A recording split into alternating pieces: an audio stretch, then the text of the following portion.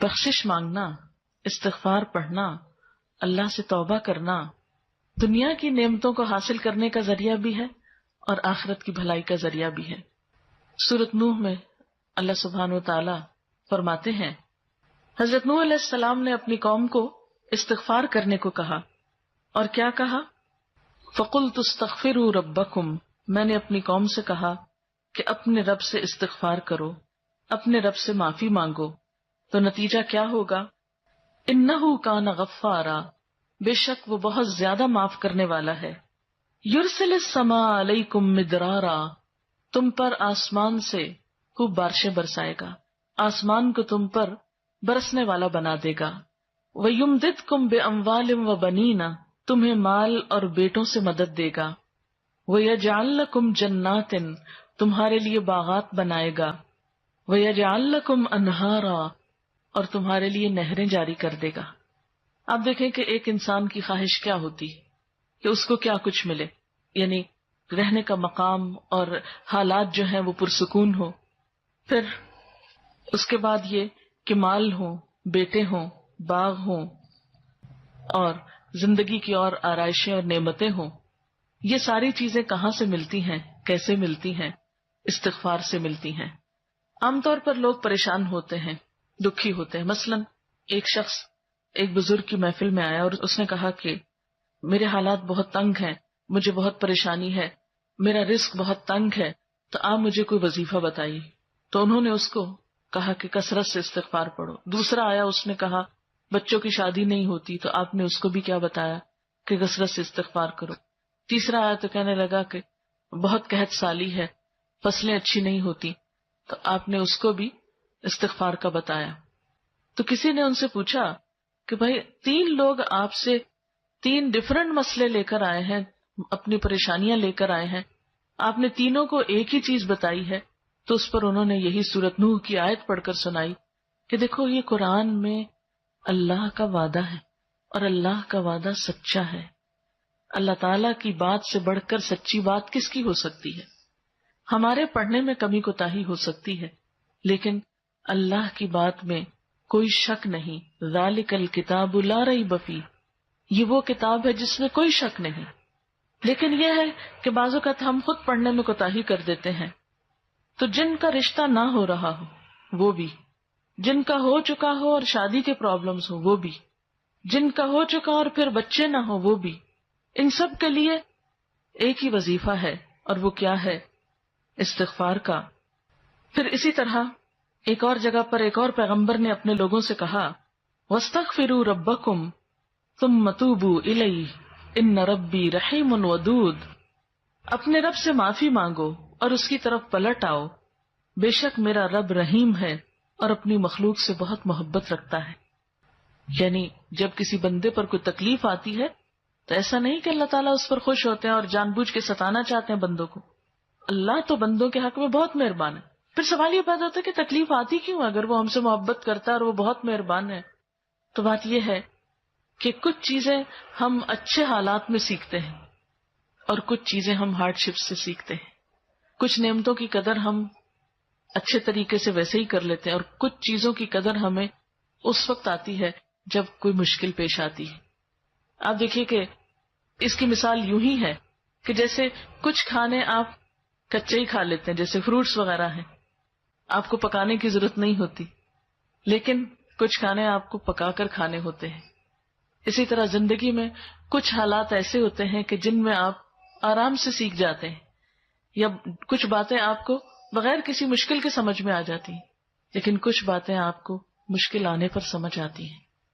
اور جس طرح انسان پختہ اور میچیور ہوتا ہے مشکلات میں، آپ نے دیکھا ہوگا کہ جو بچے ہارڈ شپس میں پلتے ہیں وہ بڑے ہو کر ان میں اسٹیمنا زیادہ ہوتا ہے، لیکن جو بچے بہت نعمتوں میں اور نازوں میں پلتے ہیں وہ اتنے بہادر اور اتنے ہمت والے نہیں ہوتے۔ اس لیے دھوپ اور چھاؤں، غم اور خوشی، دونوں اس کائنات کا حسن ہے۔ دن اور رات ایک بہت بڑی نشانی ہے ہمارے لیے۔ تو اس لیے جب تکلیف آتی ہے تو اس موقع پر انسان اللہ کی طرف زیادہ رجوع کرتا ہے، اللہ کو زیادہ یاد کرتا ہے، زیادہ ذکر کرتا ہے، اور اس طرح انسان کے گناہ دنیا میں ہی معاف ہونے لگتے ہیں۔ ایک اور جگہ پر آتا ہے وَأَنِسْتَغْفِرُوا رَبَّكُمْ ثُمَّ تُوبُوا إِلَيْهِ يُمَتِّعْكُمْ مَتَاعًا حَسَنًا، اور یہ کہ تم اپنے رب سے معافی چاہو اور اس کی طرف پلٹ آؤ تو وہ تم کو اچھا سامان زندگی دے گا. یعنی دنیا کی اچھی نعمتیں کس سے ملیں گی؟ استغفار سے. اور اس کے لیے دعائیں کیا ہیں؟ ربنا اغفر لنا، یہ قرآن پاکی کی دعائیں ہیں استغفار کی. ربنا اغفر لنا ذنوبنا واسرافنا فی امرنا وثبت اقدامنا. ایک اور دعا ہے ربنا آمنا فاغفر لنا وارحمنا وانت خیر الراحمین. پھر اسی طرح ربنا ظلمنا انفسنا وان لم تغفر لنا وترحمنا لنکونن من الخاسرین انت ولینا فاغفر لنا وارحمنا وانت خیر الغافرین. پھر اسی طرح ربنا فاغفر لنا ذنوبنا وکفر عنا سیئاتنا وتوفنا مع الابرار.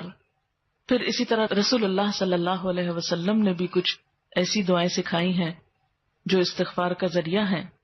رب تقبل توبتی واغسل حوبتی واجب دعوتی وثبت حجتی واہد قلبی وسدد لسانی واسلل سخیمۃ صدری.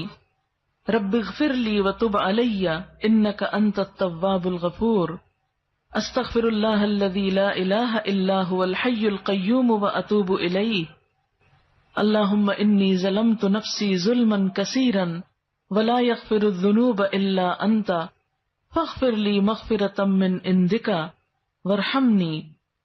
اسی طرح اللہم اغفر لی خطیئتی وجہلی واسرافی فی امری وما انت عالم به منی. اللہم اغفر لی جدی وہزلی وخطیئتی وعمدی وکل ذلک عندی. اسی طرح اللہم اغفر لی ذنبی کلہ دقہ وجلہ واولہ وآخرہ وعلانیتہ وسرہ. تو یہ استغفار کی دعائیں جو ہیں یہ انسان کے لیے بہت سی رحمتوں اور بخششوں کے اور عنایتوں اور برکتوں کے دروازے کھولتی ہیں. استغفر اللہ استغفر اللہ استغفر اللہ اللہم اغفر لی اللہم اغفر لی. کیونکہ ہر روز انسان کے اوپر مختلف طرح کی حالتیں آتی. انسان جس وقت بھی پریشان ہو، جس وقت بھی غمگین ہو، جس وقت بھی دکھی ہو، فوراً اگر اپنے رب کو پکارنے لگے تو انشاءاللہ وہ غم اور دکھ جو ہے اس سے انسان کو فوری طور پر ریلیف ہوگا. جیسے جسم کے اوپر پہنچنے والے زخم اور تکلیفیں ہوتی ہیں نا، تو ان کو اگنور نہیں کرنا چاہیے. مثلا اگر کہیں کٹ لگ گیا تو آپ اس کو ایسے نہیں چھوڑیں گے، اس پر کوئی دوا لگائیں گے یا کوئی پٹی لگائیں گے یا اس کو صاف کریں گے یا اس کو مرچوں سے، صابن سے، اس طرح کی چیزوں سے بچائیں گے تاکہ وہ بڑھے نہیں.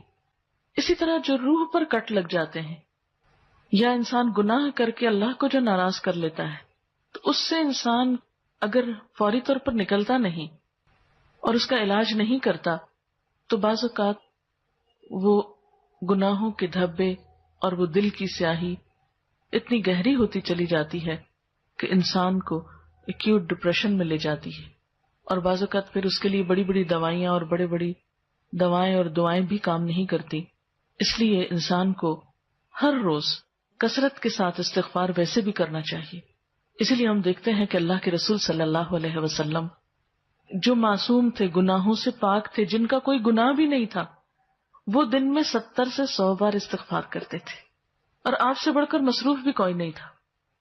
ہم تو یہ کہہ سکتے ہیں نا کہ ہم کیا کریں، ہمیں تو وقت ہی نہیں ملتا، نماز پڑھیں یا یہ بچوں کو سنبھالیں یا کون سا کام کریں کون سا نہیں کریں، کس وقت یہ تسبیحاں پڑھیں. ٹھیک ہے، ضروری نہیں کہ آپ کسی کونے میں بیٹھ کے لمبی تسبیح پڑھیں.